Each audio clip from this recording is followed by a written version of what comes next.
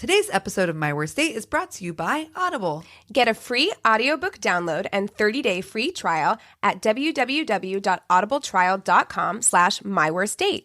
Over 180,000 titles to choose from for your iPhone, Android, Kindle, or MP3 player. Cheers!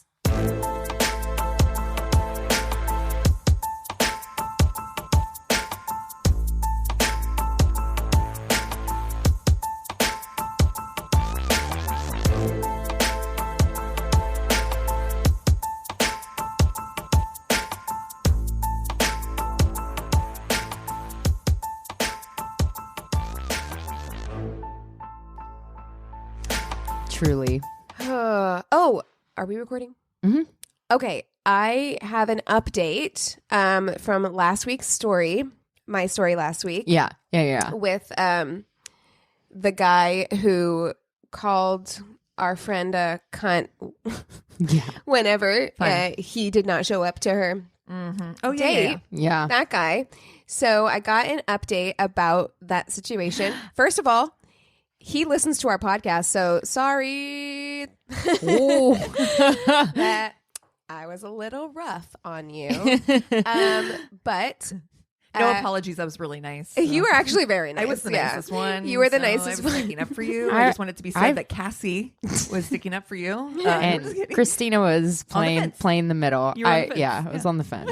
I mean, and honestly, I stand by everything I said because I think it's true. But we do have a follow up on this guy. So she says, one, I did want you to know that he did eventually realize he had never actually said the words "I'm sorry." Ooh, that one I like. And he realized it. Oh, good. Yeah, nice. He currently volunteers at a women's shelter where he works, where he met a woman who works there and has been able to find love and help women who have been battered and or are escaping a bad situation. Two, we are friends in person, not just Facebook friends, and have had many discussions about the use of certain words and how even though his intentions are good, he comes off sounding problematic.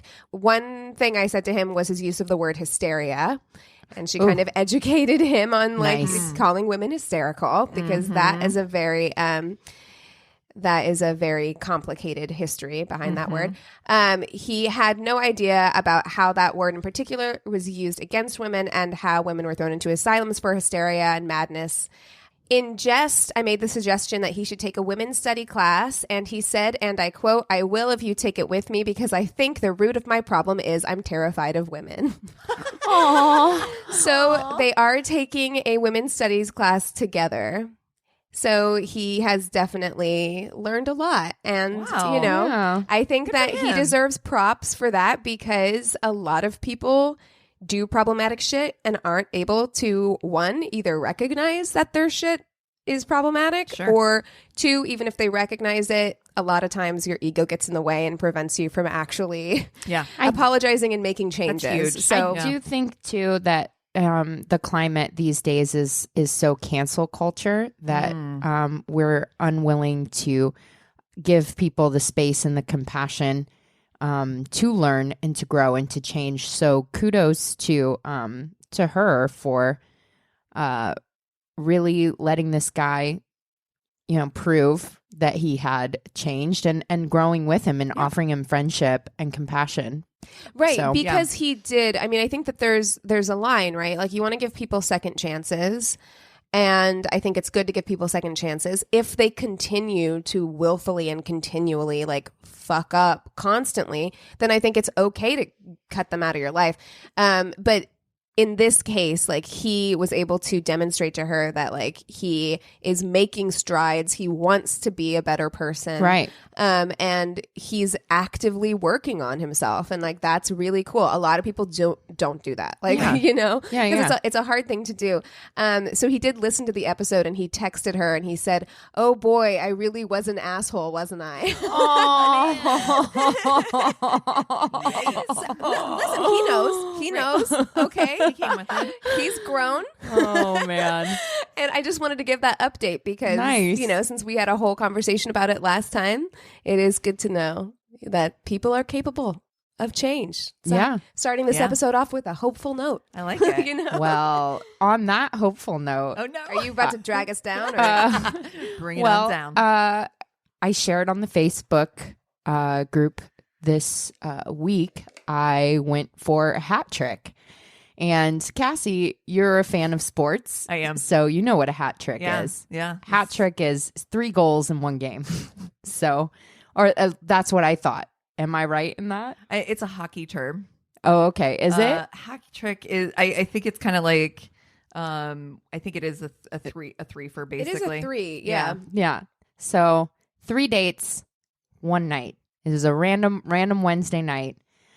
I was going You also for started one date at like 10:30 p.m. I was Yes. like, Jesus That was Christ. the last one. So yeah, 3 successes of the same kind. Yeah. Yeah, especially consecutive ones. Right. Yep. So I had early drinks at 7 with somebody, and then I had a phone date at 9 with the captain.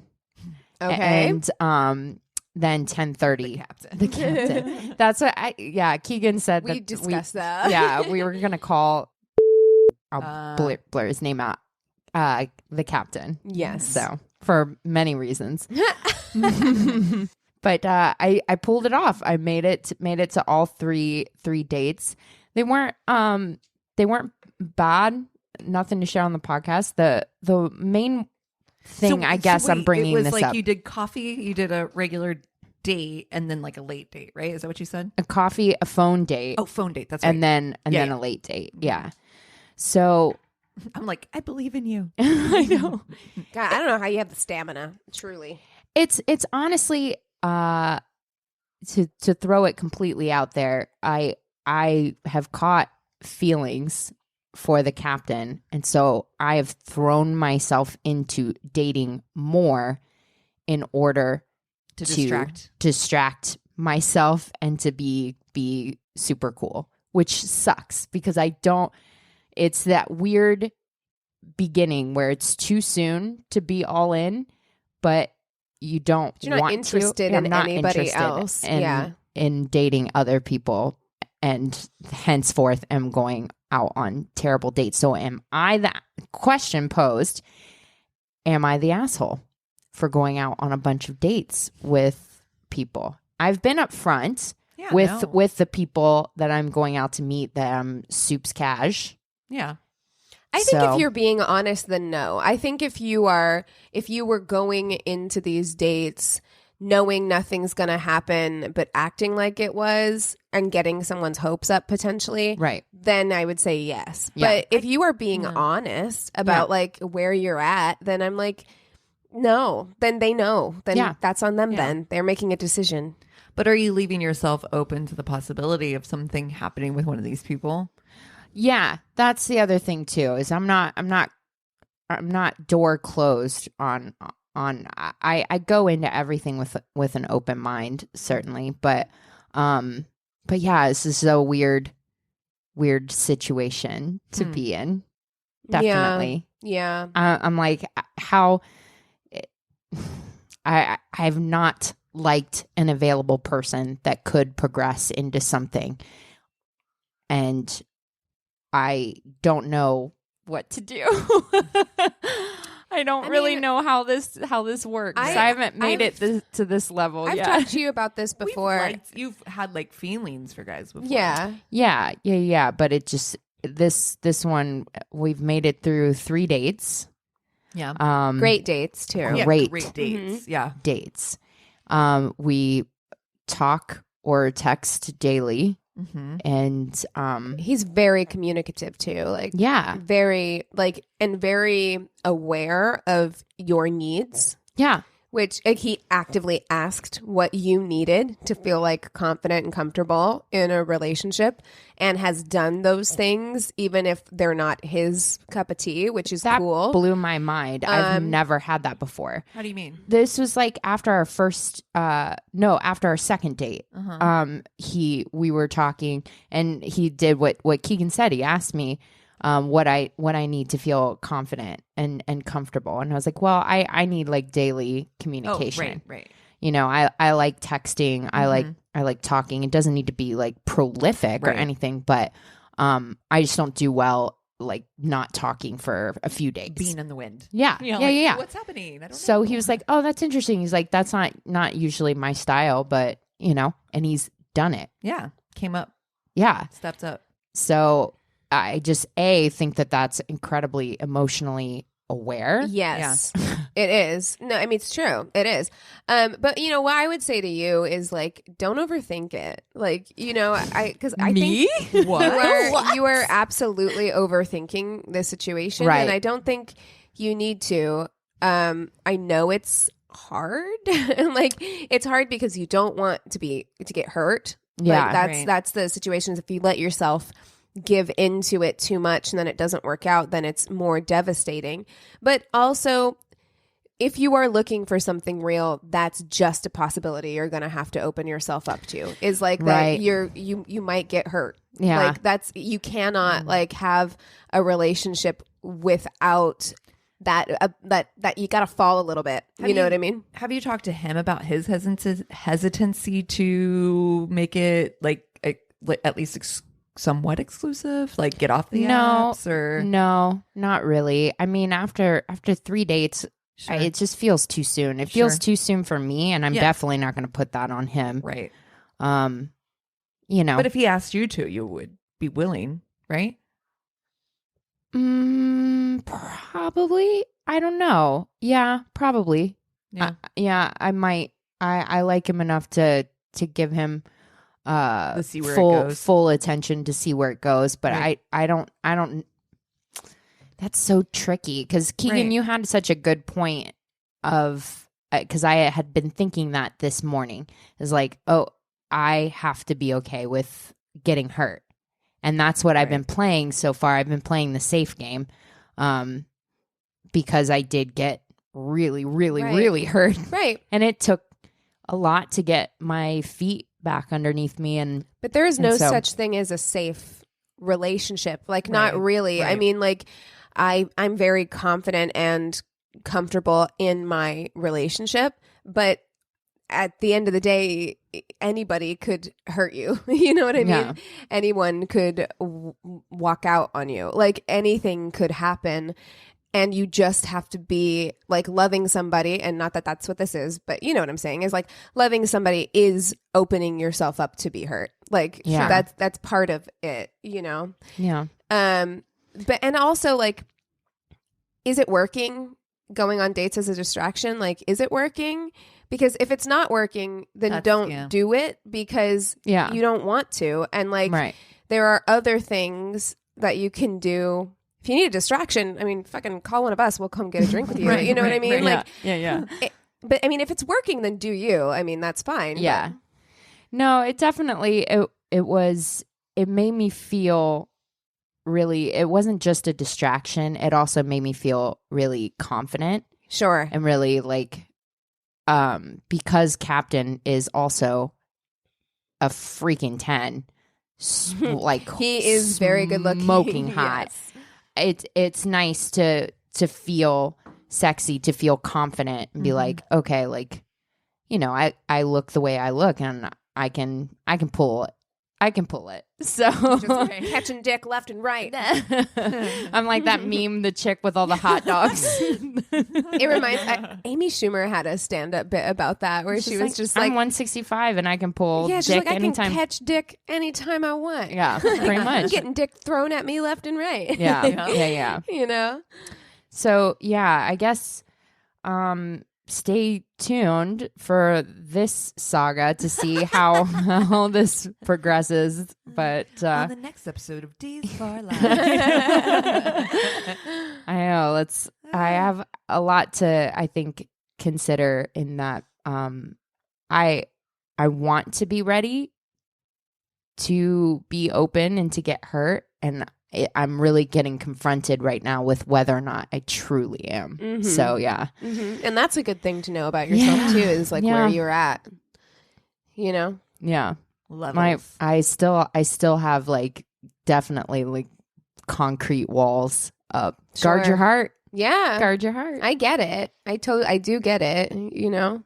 Yeah, it's hard to like go all in. I mean, and again, but that's us. Every human takes in some of their baggage with them a little bit and uses that to guide their choices for the future. Absolutely. I mean, you learned lessons and now you're trying to figure out how to apply those lessons in the most healthy way. Right. And so I think it's most people's tendency to go too far and I will never allow this to happen to me again. Right. And so you go too far and then you have to scale it back and figure out like exactly where your boundary is. Yeah. I think that that's pretty normal, Yeah. Divorce definitely leaves scars for sure.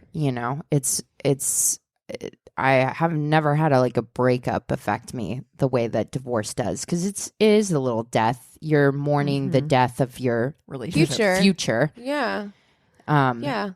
Yeah. It's and a bit of a death of your past as well. Yeah. Yes. That's a good point. I think that's the hardest part, because you look back and what were these years? Were these years worthless? Were these all years of my 20s, you wasted all my good years. You know what I mean? You wasted my anti-cellulite years. You motherfucker. How dare you? How dare you? You wasted my high metabolism years, bitch. Oh my God. Jesus. Honestly. Yeah. So yeah, again, coming to grips with I feel like I should be a fucking superhero, and knowing that I did make it through getting hurt like that, and I'm fine in quotes today, but it definitely has made me I get to a certain point and then I freeze up. I'm like, I can't. Your flight response do this. kicks in. Fight or flight for real. Yeah. So we will see. We'll see what happens, but yeah. Any listeners that have gone through a divorce, if you can tell me how you were able to get over that hump and learn to trust again, that would be soups helpful. Thank you. This is not an advice podcast. In fact, this is me asking for it. Honestly, seriously. Feedback needed and appreciated. You know what? Send us some of your divorce stories. Oh, Jesus. I'm sure there's my worst divorce. Yeah, absolutely. We can have conversations about that for sure. Yeah. Should we talk about that thing that got posted to our Facebook Are you page? talking about the goddamn chandelier? I wasn't, but I mean, we could talk about that. I mean, I feel like we've touched on that in the past because we've talked about objectum sexuals in the past. Speaking of being in a relationship and not getting hurt, maybe that's what I need to do. Maybe I need to marry a fucking lamp. I love lamp. Brick, are you just looking at things in the room? I love lamp. Oh my God. Yeah. I mean, we've touched on that in the past, but yeah, more recently, a woman did marry or is engaged to her chandelier, whom she has named Lumiere. Yeah. Or I don't even understand. Did they name them? I mean, clearly they do, but then they talk about them as if they're sensitive. Oh, it's anthropomorphizing on a level that I've never seen. So I'm did it tell you its name was Lumiere? Or did you just make that up? I mean, you made it up either way, but I'm kind of afraid that I have those tendencies. Only because I'm okay, so I still have the teddy bear that I had as a baby. Okay, Same. but that's sentiment. But I can't put him in a closet because I'm it's dark and he'll feel unloved. Oh, that's just because Toy Story literally fucked us all up. Oh my God. So hard. Fucked up my Toy Story. Anyway, my teddy bear is straight up in my closet, but he can't be under things because he needs to breathe. Yeah, exactly. Okay. So I'm there's anthropomorphizing, hold on. and then there's. I have a horror story about my childhood teddy bear. Oh, His name was Barry. I was not a very imaginative child. No, Ted. Bear. Mine. Bear. So Ted, Teddy. Bear, Barry. Okay. Got it. So Can we go get Teddy right now? my bear, Barry, loved him. loved him so much, slept with me every night. Yeah. He was like one of those that like, this is really gross, but I was a little kid. So I was like probably like 4. I would suck on his paw. Oh. And he was in bed with me all the time. And I was probably like 6 or 7. And I woke up and it was like that scene in The Godfather, because I went to get Barry and like hold him close to me and his head was off. He came from like a antique store. So he wasn't like a traditional teddy bear that's like full of cotton. He was full of like beads or something like his head was sewn on separately and his head came off. Can you imagine? No. This is a child. Oh my God. You were like, a child who probably had just seen Toy Story, right? No. With my favorite teddy bear who slept in bed with me every night, and I woke up and his head was gone. I lost my shit. We found someone, my mom found someone to sew his head back on, but she sewed it on backwards. And it's to this day, it's sewed on backwards. Yeah, it's like a child's horror story. Oh my like, God. Truly, I was like, I remember my mom being like, I'm going to put Teddy in the wash. And I'm like, no. I like him dirty like this. Yeah. He can't breathe. He's fine the way he is. So then where does that line, how do people cross that line? Because obviously like we've all and I think anthropomorphized those teddy bears, but it's like, know that's like, you're not going to marry your teddy bear. Yeah. And I think where the line is like we're rational. Like, you know, seriously. Yeah. Because like, yes, you want him on your bed. You don't want him in the closet, or you want to make sure he can breathe and he's not under things. But you all know, like, logically, rationally, that like it would be fine. You know what I mean? Yeah. I know that. And Bear doesn't want to marry me or have like a real personality, or Bear doesn't want anything. No. He's a bear. He's not even He's a real a bear. He's a stuffed bear. Yes. I don't know, Velveteen Rabbit really got to me, man. I mean, that too. See, all of these stories fucked us up hard. Velveteen Rabbit fucked me. But even in the Toy Story universe, the toys just want to be toys. Like, they don't want to marry you. It's true. You know what I'm saying? I was like, it's true. It is such a fascinating thing. It's so weird. And you know, I've said it before, I'm not here to king shame. You're not hurting anybody. No. Except for maybe yourself. And she looked so happy though. She looked so happy. So happy with the lamp. You know what? She ain't hurting anybody. That's exactly right. You're not hurting anyone except for maybe yourself. I worry. That's it. About that, because I'm just like, what are the long-term implications of that? Like a lamp can't take care of you. It can't really love you back. So out of that, I guess that's what the are you truth. looking for out of that? I read an article, which I need to find so that we can talk about it more in depth on this podcast, about how sex bots in the future, they're going to be AI, so they'll be able to learn. We talked about this. We talked about sex bots, but like, yes, they'll be how to clean them and how to clean them, and that, you know, potentially the potential for AI, but also that they could crush you. Oh my God! And I'm like, that sounds like a horror movie. Can we have a really bad B horror movie about sex dolls that kill? I'm shocked it doesn't exist. You know, it probably does somewhere, like some bad. Like, you search Pornhub, I guarantee you can find it. We can find something like someone's kink is like, I want to almost be crushed to death by my sex doll. Or my sex bot. Yes, sex bot. Oh my God. Yeah. Oh, man. But I wanted to talk about the the guy who private messaged his friend, and he was like, "Hey, can we talk about?" Let's just give her a name. Can we talk about Shayla? I don't think that they were friends. Or, well, they were, I think they were, because they were like, or maybe not.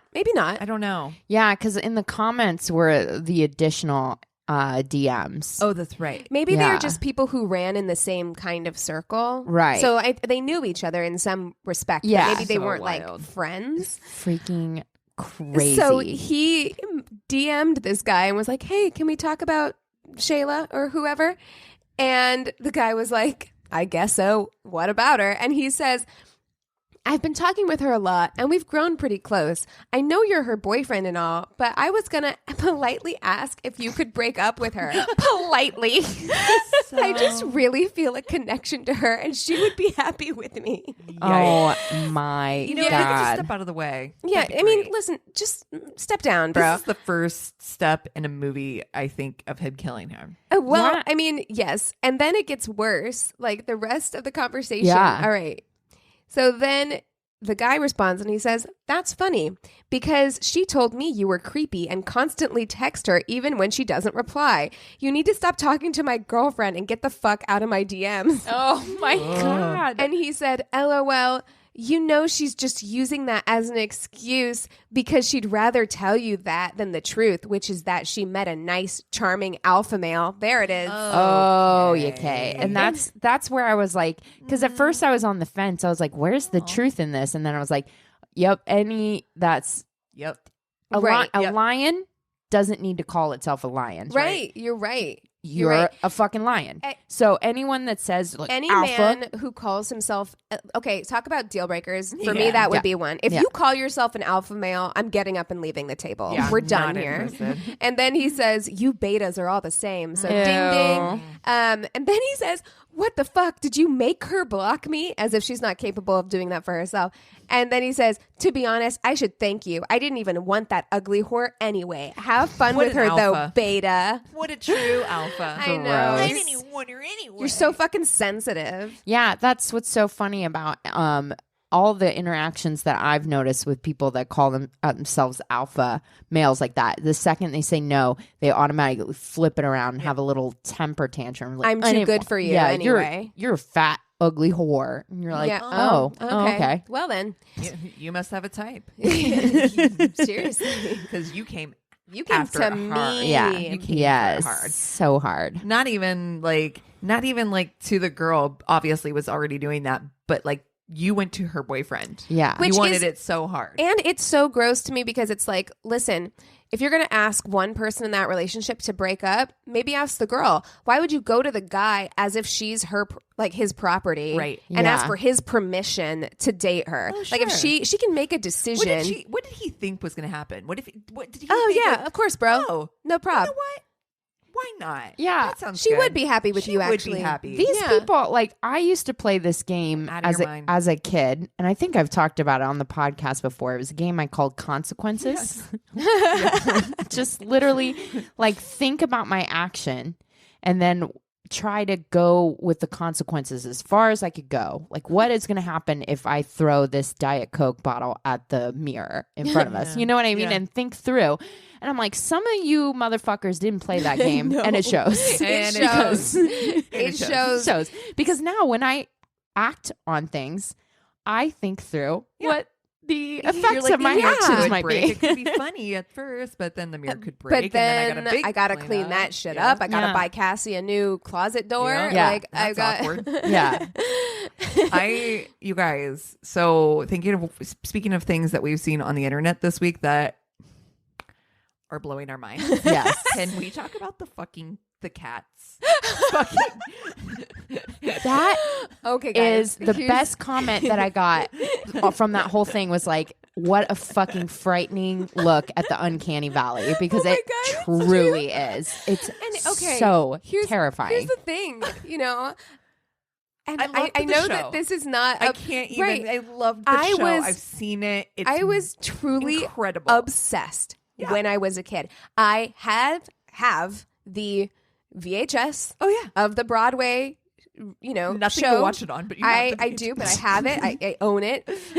You know, someday whenever VHS players come back around like record players, I'll be ready. I watched it so much. I even tried. God, I was a weird kid. I even tried to stage a neighborhood kids version of Cats. Yes. I tried to put on a play. Who were you going to be? That was Cats. I really liked the brother and sister duo. Yeah. What was her name? The twinsie, the Siamese. Rumple Teaser and the other one. Yeah. Mm-hmm. Yes, I loved her. She was great. Yes. And I went and saw it live when they came to Vegas. I fucking loved Cats. And when I saw who was going to be in this, with the exception of Taylor Swift, same. with everyone else, I'm like, oh my God, so much fucking talent. They've got like it's gonna be wildly good. Huge, like a ballet dancer. This is going to be amazing. And then the trailer. And what the fuck did they do? Yikes. Wow. It's yikes. Oh, it's bad. And but in my mind, I never saw this as something that could be made into a movie. And I was very surprised they were going meant for stage. I was so surprised they were going to make it into a movie because of this. I was like, how are they going to do this? My favorite comment though is somebody was talking about it and they were like, what's the one about the trains? Sentient trains. Oh shit. Thomas the Tank. Oh, Starlight Express. Oh. I don't think I've ever. Are you talking about Polar Starlight Express? No, I'm definitely not talking about Starlight Express. Which is okay. What the fuck is that? No, go away. Is that a breakdancing train? It is another Andrew Lloyd Webber. Oh, honey. No. This person said, if you think Cats looks mental, wait till you see Starlight Express, which is much the same concept. Instead of cats, they're sentient trains. No. From Tracy King at tking dot on Twitter. Fucking hilarious. Oh my God. I cannot do it. The Cats trailer looks bananas. Yeah. Woof. Yeah. But meow. I mean, is it going to be like one of those things where when the first trailer for Aladdin came out and like they went back and fixed they went back and fixed it because the genie looked wild, like he looked bad, and so they went and they made changes and made him look better, like more normal. Are they gonna do that? No, because here's the thing: you can't fix the problem here. It's not just that they look wildly weird. It's that they fucking slink around like cats, but they're not, which is okay on stage. It's okay on stage because you're suspending your disbelief. Yeah. And I understand. You're immersing yourself into a thing. Why didn't they just do like a live version? Like NB, they do those like live ones? Yeah. That would make sense to me because I'm like, all right, I can watch you in Cats makeup doing awesome fucking flips and shit. Yeah. Like that's great. Yeah. But they want you to suspend your disbelief like they're real cats, which is I'm like unacceptable. That cat has a Judi Dench face, and I don't like it. I can't. There's fucking Taylor Swift with a giant bedazzled thing of catnip. I'm like, what? I'm like, is happening? What is going on? She's on Moulin Rouge or something. She's like, here, darlings. It's like the most. No, it's so extra. It's so extra. And I'm like, look, I will listen to Jennifer Hudson sing Memory all day. Yeah. All day. I'll put it on repeat in my car and just listen to her. But I can't see her doing it because her face when she's doing it, I'm like, because her voice doing it is everything right. But her face doing it is everything not wrong. Good. Yeah. Oh no. It's so much yikes. Did you guys see the Top Gun trailer? No. What? They're remaking Top Gun? Yeah. Or no, they're not remaking it. It's a sequel. What? Yes. So is Tom Cruise going to be in it? Yes. And Val Kilmer. Oh no. Yes. Val Kilmer looks so bad. I know. Yeah. Oh, all right. I'll watch that trailer. We did that Fuck, Marry, Kill, didn't we? Yeah, Top we did. Gun? We did. Oh, Top we did. Because we married Goose. Doy. Yeah, I mean, of course. Still. Come on. Yeah. No, I think in honor of us going dancing last night and of us talking about Taylor Swift, we should FMK Taylor Swift, Britney Spears, Christina Aguilera. Pop stars. All right. I don't want to pick those pop stars. I want Miley Cyrus in mine. Okay, you can pick Miley Cyrus, Taylor Swift, and we can keep Britney. Sure, why not? Yeah. Okay. She's the princess of pop. Okay, but first of all, you are listening to My Worst Date. Oh yeah. I'm Keegan. Cassie. Christina. And before we hop into the FMK, we have a new patron. Yeah. So we want to give a shout out and big thank you to Matthew Ray. Thank you so much. I always get excited when guys join our Patreon. Too. Welcome to the club. I love it that guys listen to this podcast. Yeah. So thank you so much for joining us. And we will have your pin and sticker sent to you soon. Yes. I think we should explain about you guys going out last night, because I think I'm the only one in the room that understands that you guys went out last night and what that means. So you guys went to Booty. Yes. And it was specifically what Booty LA is a mashup. And they do usually like pit like, 80s versus 90s music, or 90s hip hop versus 2000s hip hop. Yeah, I think they've done like a Lady Gaga versus Madonna night. Like they sometimes do that. And the one you went to last night was Taylor and Britney. Yeah. So Taylor, Swift and Britney Spears mashup night. Yeah. And it was a good time. Really good. I had a lot of fun. I had a rough morning, y'all. A rough morning. You can't drink the same way when you're on keto that you can when you are not. I learned that. Yeah. I was like, you need carbs. Your body needs carbs to absorb booze. Oh my God. But it was a blast. Would you like a spoon of peanut butter? Maybe. I actually have almonds in my bag, so I might nuts help. Get down on some of those a little bit later. Nuts help. Nuts. Sorry. So okay, yeah, I'm willing to do that. Okay. Yeah, Britney, Miley, Taylor. I'm gonna kill Taylor Swift. Same. I think she's. I'll say it, and you can at me all you want. I think she's fake, and I don't like her. No, yeah. I mean, her. I do think she's overrated, though. She's overrated. Her followers are gonna come at you. Yeah. They are vicious. I know, but Swifties. I'm just like, everything she does is calculated. Yes. Yeah. Whereas, it's not that Miley and Britney don't have the same kind of marketing teams behind them. Sure. That kind of thing. But right. I mean, the thing about Taylor Swift is that, like, I think she is a good business person. Hell yeah. I think she's a very good business person, but I think part of that is being cunning in a way that feels like. Yeah, she's been caught in a little too many lies. That whole Kanye and she controversy really relies and everything. on her victimhood in a way that makes me uncomfortable. I don't like that. Like, she just expects the benefit of the doubt all the time, and she plays the victim often. Right. But I mean, she writes a catchy song, so yeah. I think I'm gonna fuck Miley, because I think that's gonna be a good time. Yes, for reals. Yeah, and I'm gonna marry that beautiful beast, Britney. That beautiful poor woman. You need to save her. I just want to be her friend for real in real life, though. I bet she is so her. fun. Yeah. Aren't you guys worried needs about real Britney? friends? Needs real friends. There was that whole like free Britney thing that went on because she's under some like her.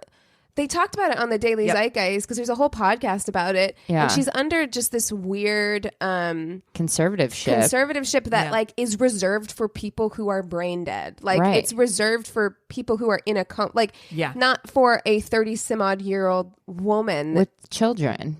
Children. It's the weirdest thing. It is weird. I do feel for her. Me too. She's clearly gone through some shit. Well, yeah. And I mean, she's been famous since she was like, what, 7, 6? Yeah. She was on the Mickey Mouse Club. Yeah. Mm-hmm. I just don't know if she's ever had like real love in her life. Or real life. Yeah. So I want to She was sexualized from the time she was like fucking 14. Like swoop in and save her. I'm going to marry her for sure. Yeah. I'm inclined to do the same. We talked about this before. I don't really like Miley Cyrus either. Although I did not tell you guys that Billy Ray Cyrus was on my plane to Albuquerque. Oh, really? Yeah. I was like, I think that's Billy Ray Cyrus. And then whenever because we had to wait an hour we're in the airport together for like an hour waiting to board our plane. And then when I got there, I checked his Instagram and he was in New Mexico. And I was like, oh okay. Yeah, that was him. Amazing. Yeah. Do you guys ever wish that there was an app where you can just like hold your phone up and it was like Shazam for faces? Because I'm always like that. I'm like, is that Deborah Messing? And then it's like, no, it's just a random person. Just girl with curly hair. You know what? They could probably make that with all of the like the face, the recognition that's being saved every time you use somebody invent that, and you can at me my check for $1 million when you get famous, because I would download that app immediately. I'd pay 99 cents to have that app. Yeah, totally. Sure. Yeah. There we go. Kind of scary, maybe. Would it also recognize people who weren't famous? Like, oh my God, that guy's so cute. Would it send me to his Facebook page? Oh, see, that's Black Mirror-ish. I think that's. I know. Well, I think all of it. We have a Black Mirror episode right here. All of it's Black Mirror-ish. Like, we're gonna send this trademark not to be used without express permission. I mean, all of it's Black Mirror-ish because even for that to work, it would have to have an index of faces, which we all know that they do. Like that's the thing with the Face app that they were talking about. It's like it saves your information. But anyway, Sorry. Oh my God, Miley Cyrus. Meh, I don't love her. But I feel like Taylor Swift would be very boring in bed. Oof. And Miley would at least be fun. Yeah. So I'm going to do that. And then, I'm going to marry Britney. I'm going to marry into royalty, pop royalty. Exactly. It's Britney, bitch. It's Britney, bitch. Yeah, I'll work out with her. She'll get me in tip-top fucking shape. Her workouts are intense. Yeah, she'll get me in really, really good shape. And then her and I can, move to the Caribbean and get far, far away from her scary ass family. Right. Yeah. I'm going to do that. Oof. I want to agree with all of you on this. However, I'm going to switch it up. I've actually been back and forth on this the whole time because I thought I was just going to follow along, but you know what I'm going to do. Oh, I do. You know I'm going to marry Miley. I do. Yes. I love Miley. Yes. And I'm going to fuck Britney because that bitch be cray. And that's going to be fun. Yes. And again, she works out fucking hard. So like she can throw you around a little bit, And Taylor, I'm sorry. Bye-bye. Yeah. I want to hear the podcast of like the real tea behind what went on for 2007 Britney. I want the real tea. Well, my friend did her hair during that time. So I have a little tea to spill that I will not publicly spill because that's okay. Right. Yeah. Well, we'll talk off mic. Take 5 and then we'll come back with stories. Yes. All right. And we're back. So, Cass, you got the first story this week? I'm up first. I got the story from Reddit. And it says, I had my first date from hell and I have to vent. Tonight was supposed to be my third date with a guy that I was really, really excited about. We had finally reached the quote house date level. Yes. And I was so giddy to just have a night to sit and talk and cuddle and be cute. I love, everyone knows. Everybody knows. Like what that is. She's third date, house cuddle night. Yeah. That's a good one. Yeah, it is. Yeah, it is. So long story short, he shows up hammered and likely on something else. He doesn't have his wallet. His phone won't stop going off. And I realize it's his, in parentheses, also hammered, soon to be ex-wife that's blowing up his phone. He is becoming increasingly incoherent and can't answer the simplest questions. After rebuffing a few of his efforts to kiss me, like, bro, seriously? Not the time. Gross. No, not now. Oh, I just got chills because this person's in your house. And they're sloppy. They're trying to kiss you. Oh, no. I tell him he can't stay at my house. I couldn't bring myself to let him drive home in his current state, except he didn't have his wallet and he lived an hour away. So I ended up driving him in his truck to the cheapest hotel and bought him a room. But that wasn't before he let my roommate's dog escape, causing me to run down the street, screaming at the dog and also screaming at him to shut the door. And then screaming at him to get out of the driver's seat of his car because he was not driving anywhere. Oh my God. I finished my evening with an Uber ride back home. I feel like such a loser. I was so excited about this guy. Girl. Oh my God. My heart breaks. I know. How much of a bill did this motherfucker rack up? An hour Uber ride? ride? Ask for that. And she did follow up with it too. She said, she goes, I'll fill you in on more details if you want. I was like, I'll take any details you can give me. She said, well, I guess the only part I left out was at the hotel. I gave him his hotel key and tell him not to contact me again, as if he'd remember anything I had said to him at this point. Right. And stepped outside to call an Uber. About 5 minutes later, I see him walk out of the hotel toward his truck. I yelled at him and said, if I see him try to drive, I was calling the police. A family had just walked out and was staring at us. Oh, no. His reasoning was that he couldn't find his hotel room. I told Jesus, what was he on? I told him it was on his key. He said, I never gave him the key. It was in his pocket. What was he on? Like, Ooh, that is some next level shit. I escorted him back to the elevator and made sure he got on it. Before I left, he asked me how badly he screwed things up. Oh, wow. It's irreparably screwed up. Yeah, we're done. Yeah, no, the end, sir. I mean, and honestly, I don't know. I would not want to put a hotel in my name for that guy. Right. Because it's just like what if he didn't leave? What if he stayed for more nights? They're going to charge your credit card. What if he wrecked the room? What if he any number of fucking things, you know? Like, what were her options at this point? You know what I mean? I guess. Oh, I don't know. I mean, I would probably call him an Uber from his phone. And that's a good point. But you know what I mean? He's got to come back for the truck to your house. Ugh. Yeah, but at least then, like, maybe he can come back during the day. Sober. You know? And like, still, of course, like, goodbye. But, like, I'd even be like, don't even knock on my door. Just come get your fucking truck. Don't even try and talk to me. Yeah. Here's the thing. The other clue is the whole like soon to be ex-wife. So I'm going to assume he's going through like a divorce or whatever. Yeah. And one of the things that I caught this week was Brene Brown on Russell Brand's podcast, which I definitely recommend everybody listen to. It was fucking fantastic. And I'm obsessed with her. But she was talking a lot about compassion, but it also needs to be coupled with boundaries. Ooh, yes. So that's where I struggle big time, where I do feel compassion for people that are in a tough spot, but that I do believe that everyone is doing the best that they can, but it doesn't mean that I have to sacrifice my personal boundaries of my safety, my standards, all of that stuff. I can say like, hey, I have compassion for you, but these are my boundaries. Oh, absolutely. I mean, lived for that podcast episode. Definitely check it out. Yeah, I'll definitely check it out. But it's also one of those things where it's like, it's good to be compassionate. Never lose that. Never lose your empathy. But also realize that like, it's not an excuse to treat people like shit or put them in a shitty position. Right. Like whatever you're going through, I'm sorry about that. But like, it's not an excuse to put somebody in a position like that. You know what I mean? Like, handle your shit. That's why what she's saying is so important, is because you can't control other people's behavior. You can only treat your own. Yeah. And you can only control yourself. Yeah. So that's why it's so I'm important. speaking to people who might be using it as an excuse, because I see that shit all the time where they're like, I'm having a really hard time, okay? And I'm like, I know. A really hard time. Life is hard. It's life. Okay? We are all in this. Yes. Okay, so this is an email we got from a regular listener who does not want to be identified. Okay. Ooh. That means it's spicy. Spicy. He says, on New Year's and the 4th of July, Vegas can be very strange. I know. I spent time. I grew up in Vegas. So I know what you mean.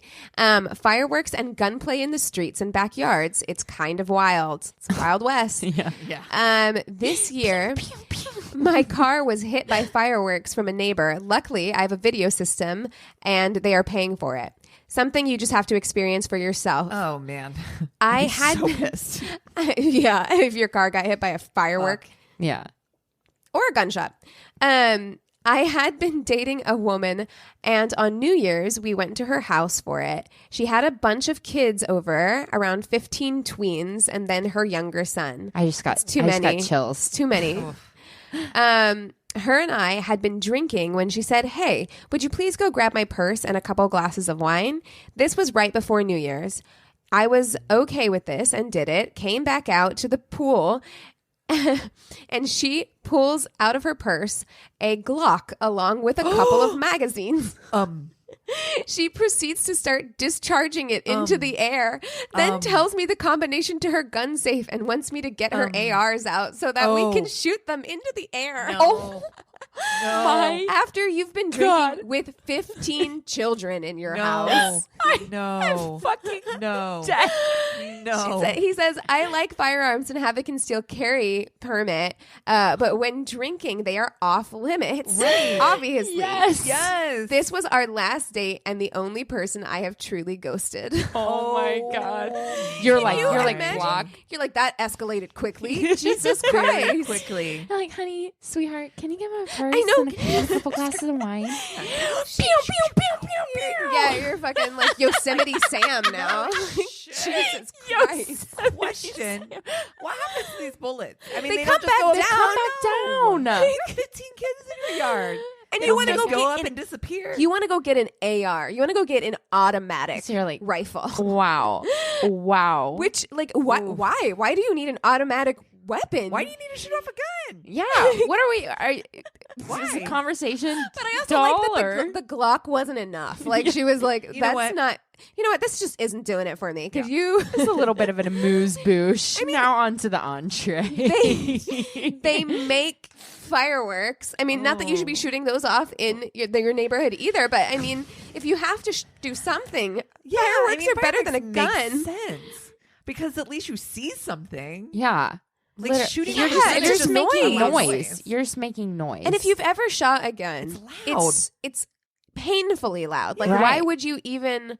It's like safe at all. You know she wasn't wearing safety equipment. Oh hell no! No. Just shooting off a fucking they were gun. sitting by the pool, so Oh yeah, my it's God. just like just chilling in her fucking two-piece With a glass of wine. with a glass of wine, That's so funny. shooting a Glock. Oh. I mean, my granted, God. if I had like 15 like tweens running around, You'd want to also, pull a gun I out, definitely would. So I mean, Okay. hashtag mood, but but also don't seriously, do that. But also practice gun safety. wow. Yikes. Just, I mean, and this is the shit that makes people like worried about like people who Yeah. own guns because Yeah. it's like that is Yeah. such a you don't just have it for safety, right? Like you're just playing with it at this point. Yeah. Like, Oh, fun stop toy. it. And what is the lesson for these young tweens? Yeah. Guns are hanging fun. around? Guns Yeah. are fun. And now they know that your mom keeps a gun in her purse. Like, won't that be fun to Jesus. play with later? Oh, You know? no. Like, Oh, seriously. I don't like that at all. This is not. This is a problem. This is gun safety is important. Yes, and I'm it not is. sitting here. I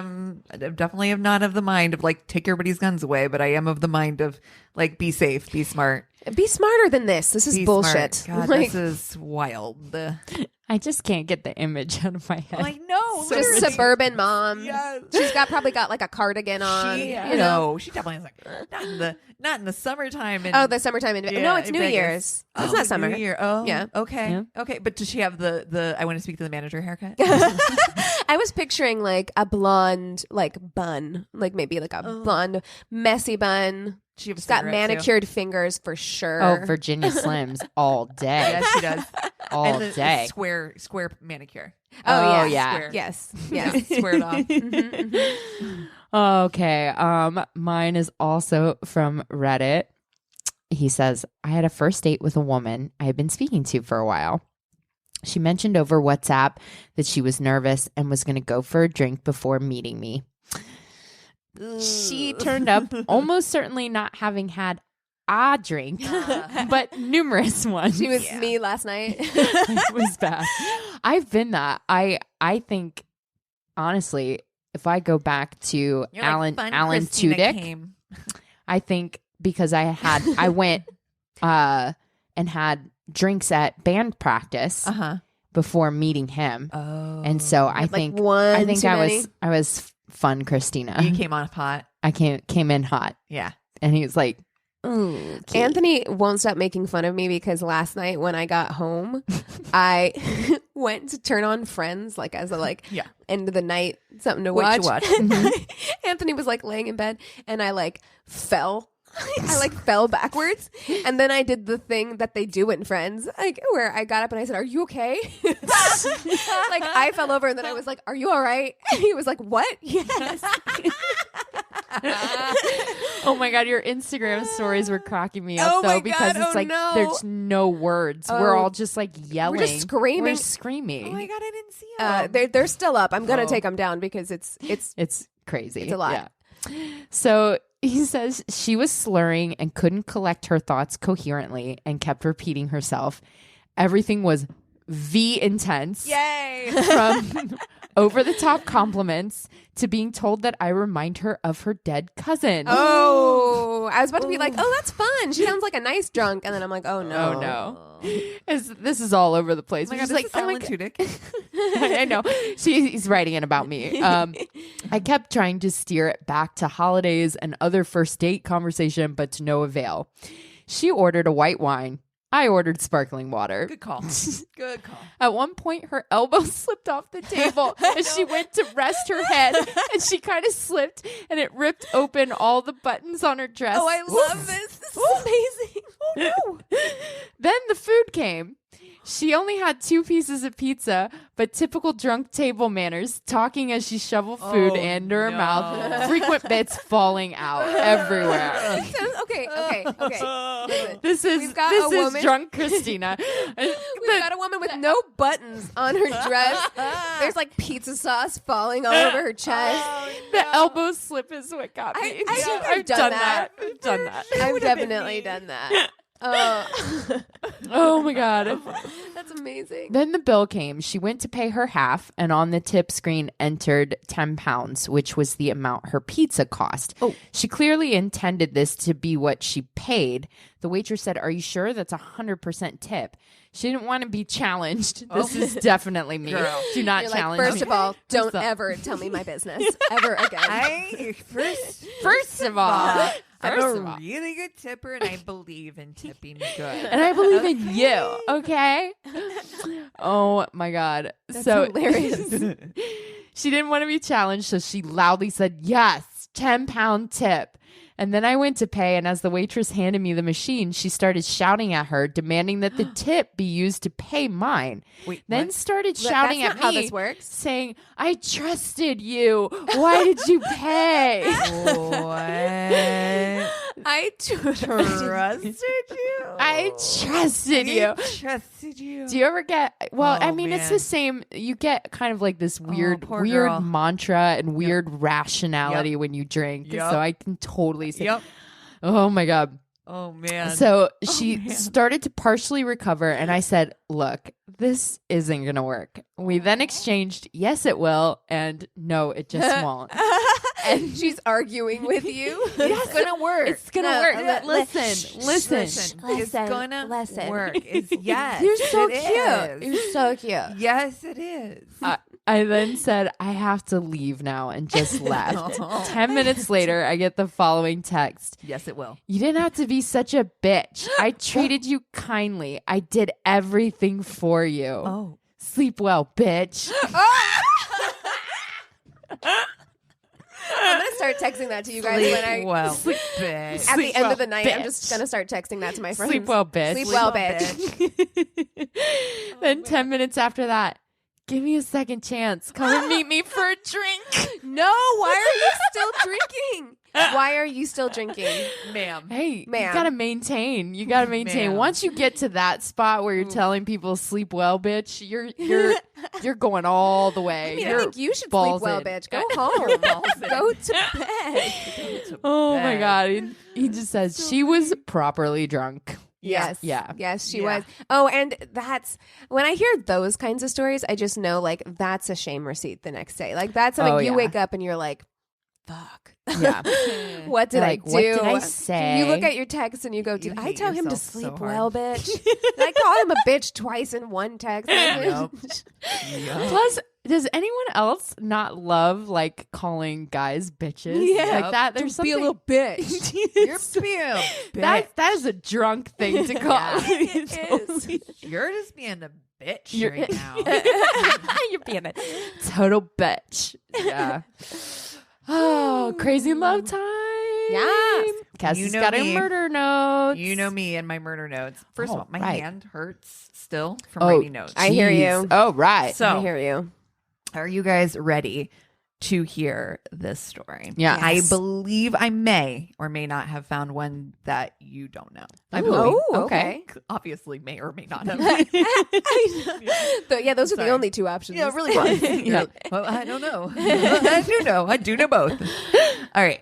So I got a lot of this information from the show Till Death Do Us Part. Oh, okay. Okay. So if you watch that, maybe you've seen this one. Okay. I also read multiple articles on it, but really I got the best information from that show because they really did like a lot of interviews with people. And so you really got to see, character and like who people were and dive into who these people were. These people were, by the way, Okay. Marty Durham and Glenna Johnson. Oh. So I don't think do you know I know the story? Mm-hmm. Maybe I do. I gonna don't do know. It's on a list. It's on a but list? yeah, Okay. yeah. So, these two met when they're in their young teens in the early 80s in Grand Rapids, Michigan. Glenna is from the Ojibwe tribe. Ojibwe? Ojibwe? All right. I don't know how to Ojibwa. say it. Ojibwa? Wow. I thought I knew it. I think it's Ojibwe. Yep. We're sticking with that. Okay. Yeah, go with that. Great. All right, You're sounds great. good. Sorry. I just loved hearing you say it so many times. I know, right? I kind of like saying it so many times. I'm not gonna lie. I'm just fucking with you. I know how to say it. I just like saying it. So Marty and Glenna met in the early 80s when they were in their teens. They met in Michigan. They had a very quick relationship. They had met had some friends in common kind of thing. Marty's best friend said he was there when they met, and they that night went to a movie together, and they instantly, and in their early teens, so they weren't fucking around. They were like 14. They're like, let's go do this. They're like, go see a movie with me. I love you, done and done. Except that as quickly as it happened, it also fizzled out. So they had, kind of a fast and furious relationship and kind of broke it off. And in the meantime, moving forward in their lives, Glenna at 17 marries a guy named Bob Norman. He's a family friend who is 5 years her senior. So 17, she gets married. Wow. Yeah. Yikes. So she's 17. He's 22. Okay. Yeah. Thank you, math. Right. Math is hard. Got it. It's hard. Toots. Marty meets a woman named Christina, and who becomes his first wife. They marry quickly as well, and she is just 17 when she has their first son, and at 19 they have 2 more children. What is happening? Why are you guys getting married at 17? Hey, remember the 80s? Right? Stop So it. Stop true. it right now. I mean, says the person who had a son at 18. So, I mean, I have no words to say or room to talk. I did not get married, though. But married No. with a child at 17 is it's early. bananas. I get it. No, totally. And then 3 kids at 19? Yikes. Get out. It's a lot. It's a lot. Only 10 days. So Marty and Christina, again, they are married. They are living outside of Grand Rapids, Michigan. And Christina is interviewed on this show as well. And she has said, Marty has had real troubles like holding down a job. He is like just wants to live the life of He got married casual at, hunter. Like, so 17. yeah. Like Yeah, that's not a Dude, life. it's not a life. We're not cavemen anymore. No. Like it's not hunter he's like, but I brought you a deer. And what more do you want? I don't What do you understand. want from me? He loves hunting. That is his favorite pastime. That's really how he wants to hold it down. But she's like, nah, you won't need to get a job. Bruh. Yeah, brah. So she's thrilled to death. He gets a job at like a local factory, and only 10 days after starting his new job, he gets into a major car accident on his way home from work. He is in an intersection and a large truck runs the intersection, runs the light, and traps him in his car. He is declared dead for 5 minutes and has multiple injuries. They do take him to the hospital. He sustains multiple major injuries, is in coma for weeks. And you know that he's like, you see, this wouldn't have happened if I hadn't had a job. So You just would have let me. if you would have just let me hang out in the woods, Yeah. Where there are no wouldn't have gotten hit by a car. Yeah. Yeah. Only 10 days into this new job, lady. So you shouldn't be laughing. He was in a coma. Okay. Yeah, fucked up. Yeah. Yeah. So when he wakes up, his friends and his ex both say he's never the same. He is Head injury, multiple injuries. Yeah. Well, Well, and also, one of he those died. Yeah. Well, he died. He came back. He was in a coma. Who knows what he saw? Dun, dun, Who dun. knows what went into him? Yeah. When he wakes, though, he says he has no recollection of his life. He can't remember anything. Awful. He doesn't know who anyone is. He kind of, I think, must remember his friend because he asks his friend if Christina is actually his wife. Like, he doesn't believe that Christina is actually his wife. His poor kids. I know. Is that the saddest thing? That's like, so sad. He doesn't recognize anybody. I mean, can you imagine waking up and you're like, wait, what? It's sad for everyone because it would be terrible if it happened to you. Yeah. I mean, because like, how do you get through life? Yeah. But then also like, you've built this family with somebody who doesn't recognize you or possibly your children. Imagine waking up and you're like, ew, I'm married to you. I don't even think you're cute or whatever. You know what I mean? Yeah. Like, you're just like, and because also who knows what parts of his brain were affected. You just are like, you know, fuck. like, yeah, Like, you're not my type anymore. Like yeah, right. That's just fucking wild. Like, I can't imagine. But she also says like he completely loses all filter as well. Like he says what he wants. Like he has completely lost that filter to like for good normal human behavior. He's like, sleep well, bitch. Exactly. Every night before bed. Jesus. That's really harsh. So it becomes like obviously a problem and very hard to like live with him. He has no sense of humor anymore. He has no filter. So well, it's not who you married. It's really not who you married. And then it's not what you said yes to. On top of that, you're like, you do feel the guilt too, where you're just like, oh, I said in sickness and health, and you put that on. He's sick. So like leaving becomes something that doesn't feel like an option, or you feel so much guilt about it. Be like, well, I have to stick this out because he's sick. And they do. I mean, she sticks with him through like a year of like rehab and like, you know, getting his, you know, self together. And it's tough. And she's just like, at one point, she's just like, I can no longer live this way. She's like, this is not the man I married. Like you're saying, Keegan, like this isn't the person you married. This is not even the same person. Again, compassion. He's not even boundaries. Happy. Yep. Yeah. Like, he's not even the same person, and he clearly isn't happy either if you're acting in that manner, right? Regardless of whether you are, you know, have no filter or not, right? No filter doesn't make you more happy. A dick, you know yeah. I mean? Yeah. It's So anyway, she files for divorce. After the divorce, Marty settles into his new home. He uses his money that he got from the settlement for his accident, and he's able to buy himself a new house.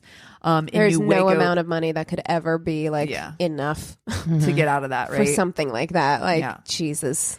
So he moves into this new home. He gets a little piece of land, and you know, it's out kind of in the country, which is perfect, which is what he loves. It's not necessarily isolated, but it's not like, you know. Did his love of hunting maintain? Yes. After the okay, that part of his brain wasn't affected. Yeah. He's like, I remember that. I remember I loved hunting. I remember I loved killing deer.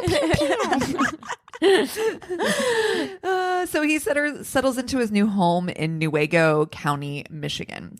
Two of his children and his African gray parrot Bud move into his new home. I know. Bud the parrot. Bud the parrot and two of his children. The other one was like, nah. I don't like new dad. No, I'm staying at home with mom. I'm gonna say mom. New dad weird. But new dad lets us get away with anything. It's true. Yeah. New dad's out hunting all the time. House is ours. I believe he has, from the way it settled out, it was like 2 boys and a girl. So I think the 2 boys ended up living with him, and then I think the daughter ended up staying with her mom. Word. Which kind of makes sense, I guess. I don't know. I don't know. I didn't ask them. They'll be in the next podcast. Oh, great. As fate would have it, he runs into Glenna, and they like in the middle of, you know, Newaygo County, Michigan. He runs into what are the chances? Flame. I know, right? And he happens to run into Glenna, and Glenna is in the middle of going through a divorce herself. Oh, well, perfect timing. Yeah, and the sparks hit again, and they are immediately like, what were we thinking ever? We were always meant for each other. And so they start their relationship. She is, again, in the process of divorcing her husband, Bob. And her brother said, because her brother was interviewed, described it as they were destined to be together. So everybody all their friends, all the family, everybody is like, these two were absolutely meant to be. Like, when does this shit turn south? I feel it. Love each other. It's coming soon. It's coming soon to a theater. Every time it's just like, they were so happy. They loved each other so much. I'm like, some shit went down. What happened? In 2001, Glenna moves into Marty's, in with Marty and the kids at his home on his land. And they would enjoy hunting trips together, gambling trips, and they were basically inseparable, and they loved everything the same. They loved doing things together. So they really were like kind of a perfect match for each other. After some time together, they decided to get married at the Justice of Peace, and everyone said they were, again, perfect couple. This was the cap to their perfect love story. And after the wedding, Glenna gets a tattoo to celebrate their relationship. On the back of her shoulder, she gets property of Master D. Keegan. Oh, I'm shook so hard. I like couldn't even. When are form you words getting that for tattoo a second. for Anthony? Oh, I'm gonna actually throw up all over this table. That is so gross. Oh no, Master D. Oh no. Mm-hmm. Ooh, that's unhealthy. Yeah. Oh my God. Yeah. And his name is Marty, which does not start with a D. Durham. Oh, okay. Yeah. So I was just gonna say. I'm assuming it's Master Dick. Yeah, Master Dick. Master D. Oh God. I hate everything about that. Everything. Yeah, I did too. I had to pause it. Did you see a picture of it? Well, I mean, it was the reenactment. I didn't see the actual. No, it was like a shot of it. So Marty's health is, of course, declining with all the things that he's gone through, and Glenna takes it on as a full-time job. Marty is becoming more demanding and controlling, and in the relationship, it's just he has a full-time job, right. And he's fully disabled, or not disabled in the way like he can't fully function, but he has had to be on painkillers and probably on disability. Disability. Yeah. I mean, he cannot function like a normal, right. And get a job kind of thing. So taking God, care of him is an actual fucking hard.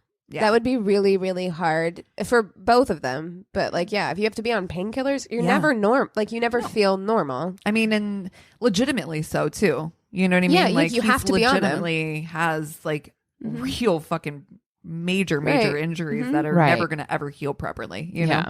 So May 12th, 2015, their neighbor Connie Ream, she starts to grow concerned that she hasn't seen nor heard from either of them in 24 hours. Kind of sounds like she must see them on a very regular basis, coming and going, or as in, just seeing them very regularly, because she doesn't hear or see from them for 24 hours, which I think is pretty quick. Like if my neighbor wasn't around for 24 hours, I probably wouldn't notice. Yeah, Connie sounds like a nosy Nelly. She sure fucking does. Nosy Nona all day. Yeah. So she decides she's going to stop by their house, all the doors. What the fuck? I don't want I understand that this might be beneficial to this story, but I also don't want neighbors who are in my business that much at all. Connie needs to know what's going on, so she goes next door. She's like, no I one brought answers. muffins. Yeah, hi, I brought a basket. Baskets. I brought some new champagne. It's Connie. Hello. Hey guys, just Connie here. Weird. We are so stupid. Oh Lord. Okay, so she stops by. The doors and windows are locked. First of all, bitch. She checked. Bitch, Connie, get out of our business. It's in one day. Like, what if I was just on vacation? Like, I locked my door and windows. Connie, you chill weirdo. out. Well, on the second day, she goes back again. And the same. All the windows and doors are locked. She just can't fucking believe it. Why would they not answer her? She had a casserole. Why? Connie with her casserole. Connie's Why Cassie. didn't you leave the door open for me? I Right. don't understand. Well, on the third time, she goes over and sees the door is now unlocked. So she goes in. Connie. She goes in the house and she's like, she hears the dog barking in the back room, where she finds Marty and Glenna in the bedroom. First of all, that could have been found in the bedroom the wrong way. Bitch, mind your business. Exactly. The way she found them. No, she finds them both bloodied on the floor. Yeah. Yes. Oh, So Fucking Connie. at the same time, she had noticed that there were firefighters up the street at a local, like literally right up the street for a garage fire. And so she runs up the street to where the firefighters are already on this, again, small garage fire to get help. Help arrives and they call it in 2 bodies, DOA. So both dead on arrival. 50 minutes. First of all, right there, I'm like, listen, Connie. right? Does Connie not have a job? Like, I'm like, how do you have so much? Connie has Connie binoculars. is going to love giving the statement to the police. Oh You God, just yeah. know she loves was she it. Connie interviewed? has binoculars. Oh, no, not for the. Oh, okay. Because show. I'm like, man, I wish. would have loved that. I want me to see too. Connie talk about how she's the hero of this story. Right. You know, poor Connie. She probably doesn't deserve all of this. But anyway, She's like, I went over one time, no answer. Went over twice, checked no all answer. the doors and windows. I mean, because this just isn't like them. Even though they're from Michigan, so they probably don't talk like that. They talk like us. Oh wait, They're that's right. Midwest. I don't know. Oh God. It's kind of country. Yeah. All right. Anyway, I'm sorry. I'm back to there. DOA. But 50 minutes into their investigation, they check Glenna's pulse and realize that she is not dead. Oh shit! 50 minutes. 55. So she's Zero. like laying there, like, "Hi, can I get some fucking help? Bandage. Could somebody maybe Water. Help.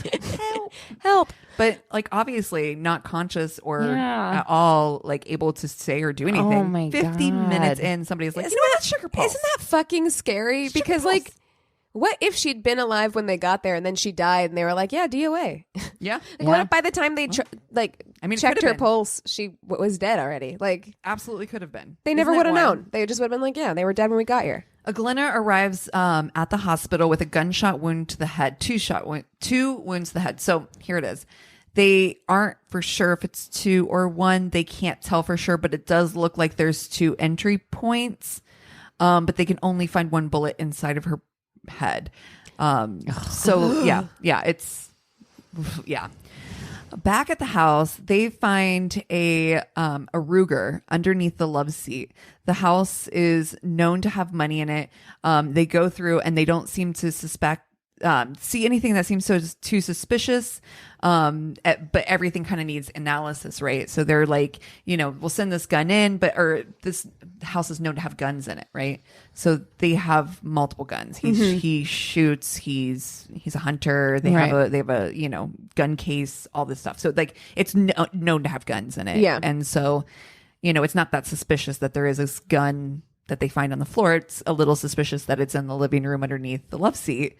But they're not like, Yeah, but I've lived in gun heavy areas, and like again, you guys need to be more safe with your guns. Don't just leave them lying around all over the place. Right. But I've been in homes that are like that. There's just kind of like, oh yeah, I keep one under the couch and I keep one, just in case, intruders. easy access, Right. Wow. in case Connie comes over unannounced. Right. With Get the fuck out, Connie. I've already told you. Don't like your tuna casserole. Get out of here. We're never. Sorry, we've laughed too much through this one. Yeah. Sorry, guys. No. All right. They interview one of Marty's sons. He says that he said, quote, "Oh, Dad, what have you done?" ? And I wrote the question mark. He probably didn't say question mark. Jesus. And that's kind of weird, isn't it? It is weird. And this is from the actual the interview. I'm pointing toward my TV that Right. yeah that I watched. So on the interview, he's like, "Oh, Dad, what have you done?" And asks of Marty how Glenna is. And he admits that they have argued in the past. He doesn't seem overly concerned in that, like the way that he's like, yeah, they've argued in the past, but normal. people argue. Yeah, People like argue. couples argue. Couples argue. When asked about enemies, he says that they have painkillers, and that the only thing that can come to his mind as to why is that the family believes that they were selling leftover opioids on the street from what his prescribed medication. Yeah, so what he was doing, country is so rife with that kind of thing right now. It's so common. Very badly. Well, and they give you so fucking many. Like, we still have, Anthony had mouth surgery and they gave him Norcos and he didn't like the way they made him feel. So he took like 1 or 2, but they gave him like 80, so many. I'm like, he didn't need that many. Right. And so then people are left with like a shit ton of like leftovers. And what else are you supposed to do with them? You sell them on the street. Yeah, I mean, isn't that what you do? Yeah. So he we does. Don't do that. He's what he had been doing is Marty had been taking his like way less of his dosage than prescribed and had been selling, and he was selling on the street. He could make $2,000 to $4,000 per bottle. And people were coming down from the reservation in the Upper Peninsula to buy, and there had been some recent payment disputes. So this is some of the stuff that his son is bringing to the police's attention, that there's been some disputes. They know that there was like recently some money, like kind of problems and things that had come up.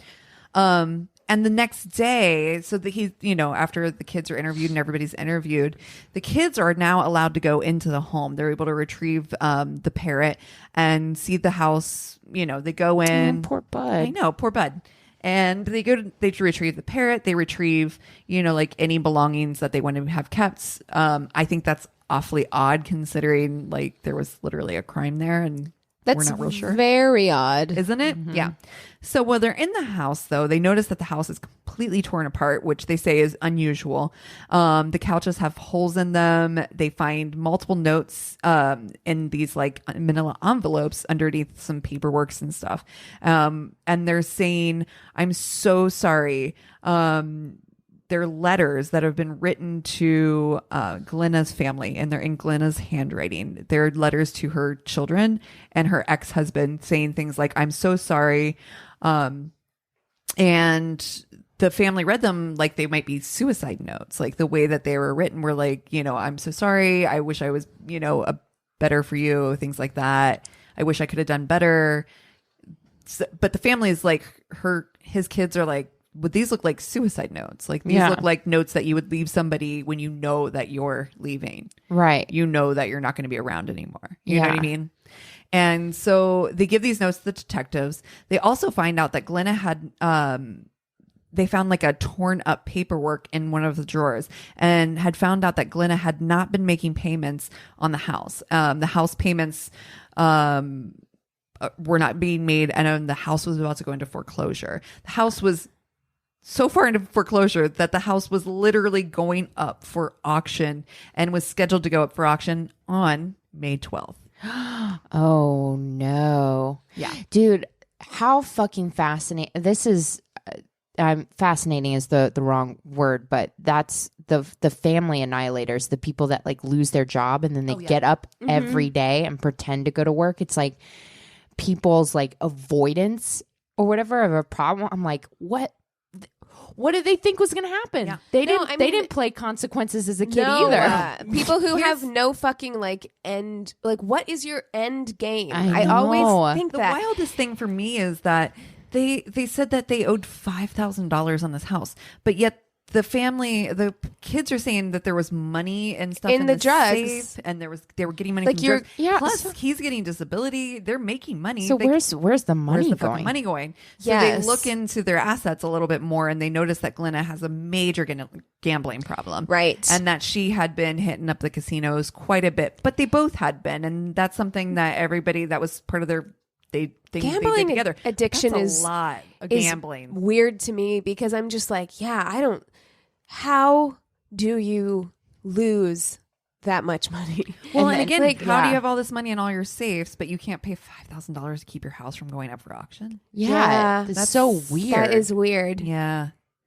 And I mean, this is his pride and joy. I mean, all he ever wanted was to own this house. Like this is his, you know what I mean? So meanwhile, ballistics come back, and the gun that they had found, the Ruger, is a match to the bullets that were found in Marty, as well as Glenna. Glenna, thank you. Police believe that it was, at this time, they're kind of looking at it like, well, this looks kind of maybe like a murder-suicide. Yeah. Because with this suspicious things, the money, the fact that the house was supposed to go on auction pretty much that day, all this stuff is happening. They say after shooting Marty 5 times, she then turns the gun on herself and shoots herself twice, and then puts the gun under the sofa and goes to lay beside him in the bedroom to die. Okay. Nope. Question mark? How do you shoot yourself twice in the head to the point where you're like completely incapacitated, that they think you're dead whenever they show up, but you have the wherewithal to... Why would you move the gun? You're dying. Why would you move the gun? Why would you care? Yeah, that's so weird. This makes me think of Culpable, that podcast that we're listening to, where it's like... I kind of wish somebody would go in and really, really investigate, because there is still a lot of 50-50 on this. Right. So shit. Let me work my way through the rest of this real quickly. Is Glenna still alive at this point? Yes. Okay. They then discover there is missing money from both of the safes. The Durhams had seemingly decided that Glenna, this is the Durhams, which is the family, Marty's family, had basically agreed with the cops. They're like, Glenna, it's guilty. She definitely did this. This is a murder, suicide. And they leave her off of all the obituaries and any notices that they had for Marty and his funeral. It's quite sad. I mean, I guess it's sad as long as she didn't do it. Right. We really don't know. Right. After about a month of a medically induced coma, well, this is the thing. She is in a coma right now still. Yeah. So right, you have someone who could tell you what happened in theory. In theory, because she's still in a coma right now. Glenna does regain consciousness. She suffers from brain damage and memory loss. The police, as they were waiting to be able to interview Glenna, they subpoena her phone records and see that she had looked up the gun that was used in the shooting 3 times on the 13th of May. So they noticed, like, on her phone, she'd actually looked up this gun specifically on her phone.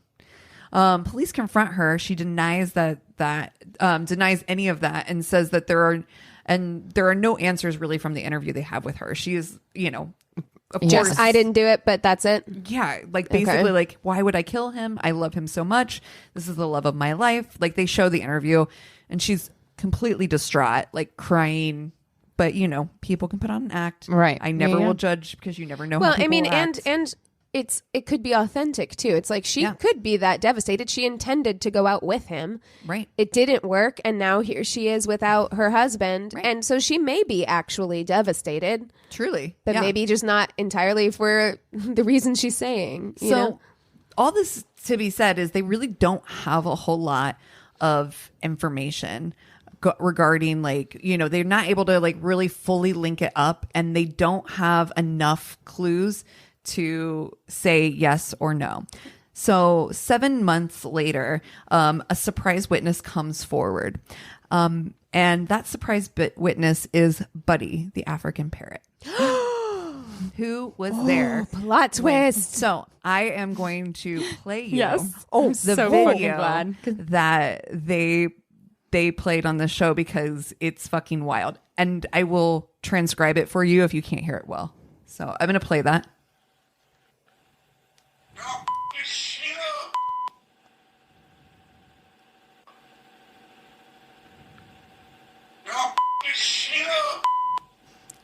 Chills. Yeah. Fucking chills. So that is the bird saying. So that's not even the wildest fucking part. The bird itself is going through, like, in the video, that's only part of it.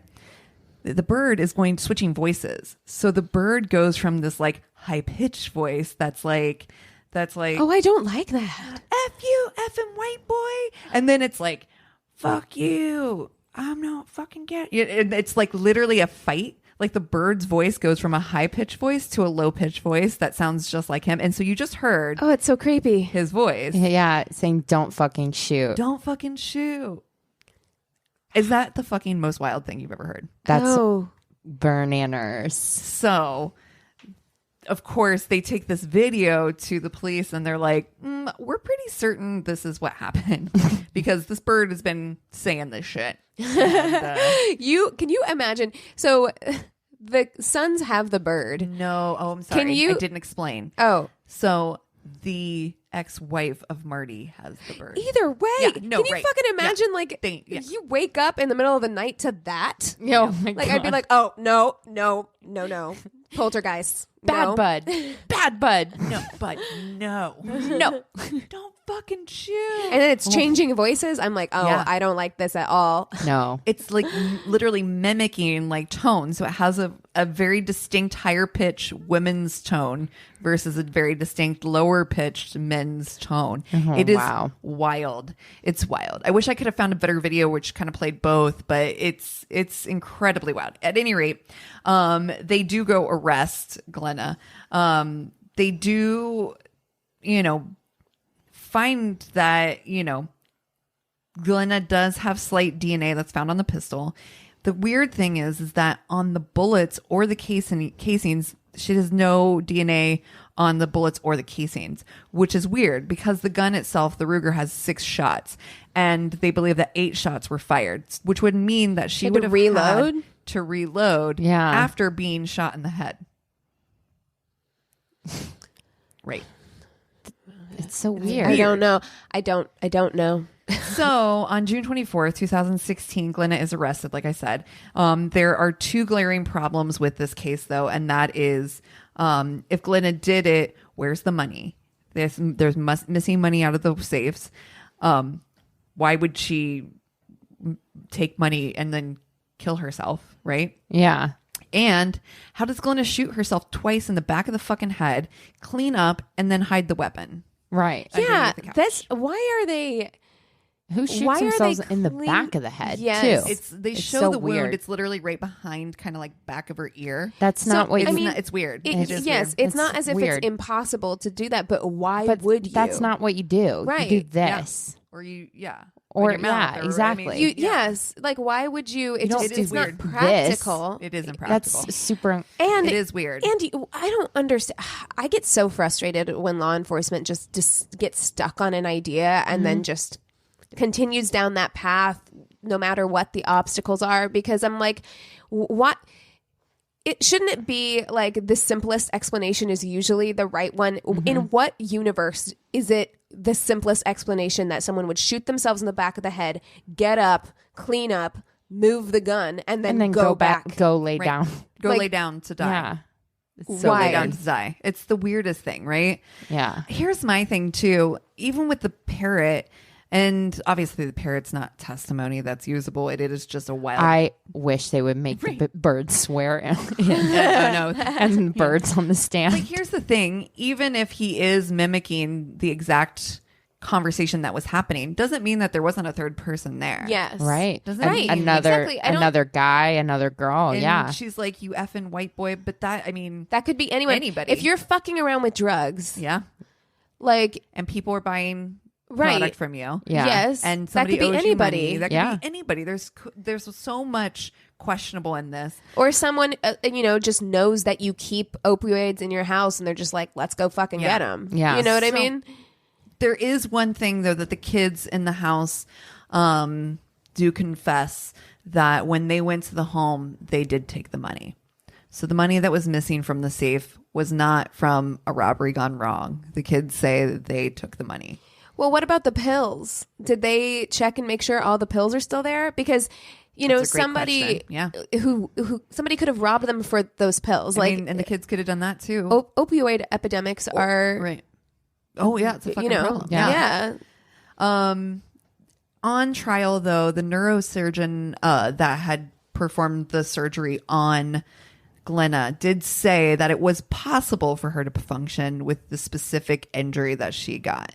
That it didn't hit a main artery. She wasn't bleeding enough at the time. But I'm like, if you ever just bumped your head, a fucking head wound is a head wound is a head wound. Who would, if you're going to kill yourself... Yeah. Then if you have the wherewithal to get up and move around, why wouldn't you just shoot yourself again? Yeah. You know what I mean? Why would you get up and do shit? Yeah, it doesn't make sense. No. After a week trial, on July 19th, 2017, after I saw somewhere on the thing, it said 2 days, but somewhere else I read 8 hours of deliberation. They find her guilty of premeditated murder with life in jail. Marty's best friend, so his best friend, who has known both of them since the very beginning, and of course Glenna's family, all believe that she's innocent.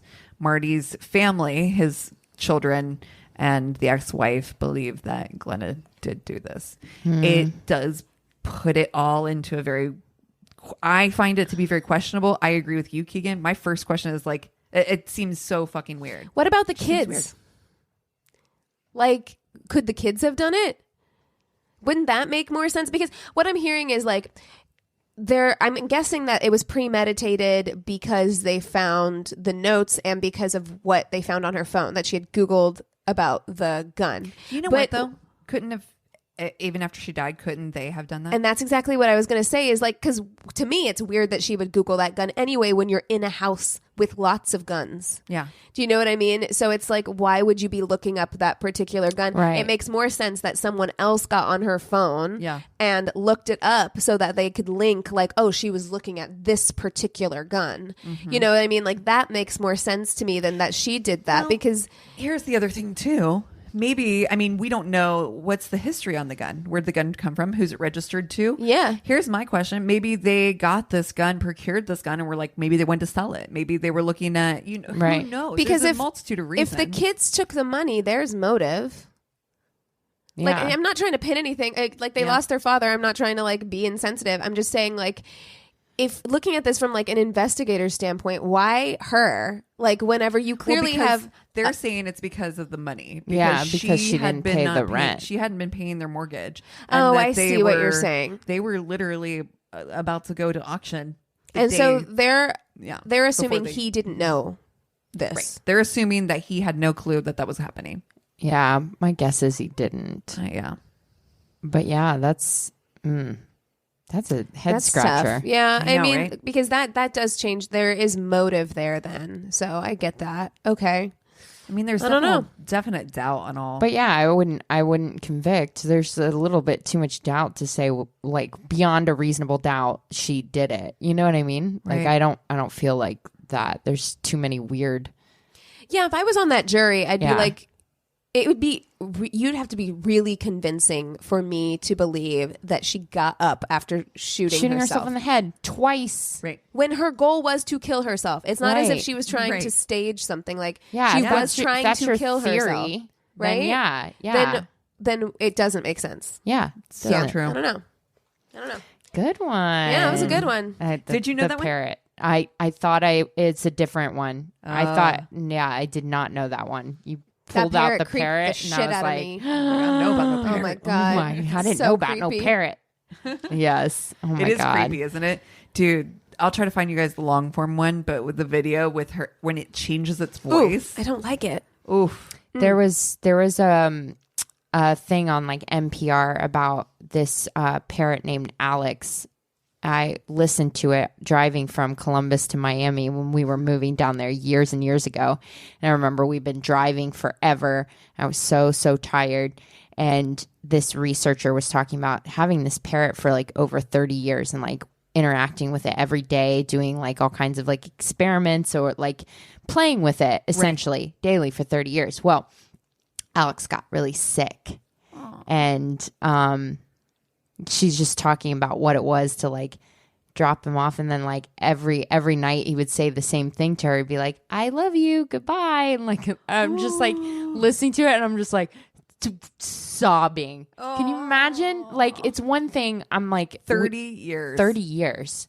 Wow, that's a lifetime. And not only that, it can talk to you. Right. So we're talking about like anthropomorphizing our teddy bears. Yeah. And of course we all have pets. We all have love for our pets. But now that pet can say things to you. If my cat, when I'm cuddling my cat, could like put its paws on my face and tell me it loved me, I would die. Literally. Yeah. I would die. Yeah. So yeah, I need to go find that story again because I remember just being incredibly touched by it. Like, I was like, oh. What if little Chuck could be like, oh my God, are you kidding me? You. Oh my God. So what are you guys watching this weekend? Anything good? Still in my Veronica Mars K-hole. But I did just find a new podcast, and it is so good. What is it? You guys are going to immediately want to download it. It is called The Clearing. I have it. Yep. And it's about Edwards, the serial killer, and it's the daughter who like pretty much got him fucking caught for it because she was like scrolling through her memory banks of like all the places that they were. She knew he was a bad man, but she was like, I saw a special on that. Yeah. Okay, I will watch it. I mean, watch it. I will listen to that for sure. He's good. I finally started Ozark, which is good. I'm enjoying it, but it is a mind fuck for me because I'm from the Ozarks. Yeah.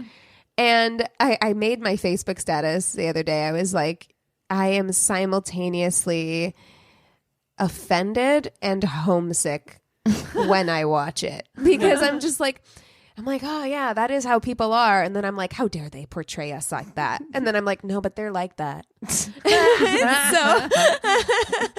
like that. No, but that's real. No, but real talk. That's lake life. Okay. But no, it's good. I'm enjoying it. Well, last night at midnight, Queer Eye season 4 dropped. Yes. I saw. Oh my God. Yes. So I cannot wait to binge it. It's watching a hug. If you need to feel so good. I think that's what I'm going to watch because I'm going to put my hair in twists, like box braids, like twists. And it takes like 6 fucking hours. I think that's what I'm going to like put on. Oh, yeah. To like do my hair, you know, like that's a good... That's it's a good one of those good shows for that type of activity. Yeah. Yeah. Yes. Well, cool. Well, if you guys have any stories, suggestions for podcasts or things that we should watch, write us in at our on our website. It's myworstdatepodcast.com. We also really appreciate it if you take the time to rate and review on Apple Podcasts. It's super, super helpful for us. And I think it's been a while since we've asked. So if you've been listening and you like it, please give us 5 stars and say something nice. It makes our day. And yeah, we love you guys so much. We'll see you next time. Cheers.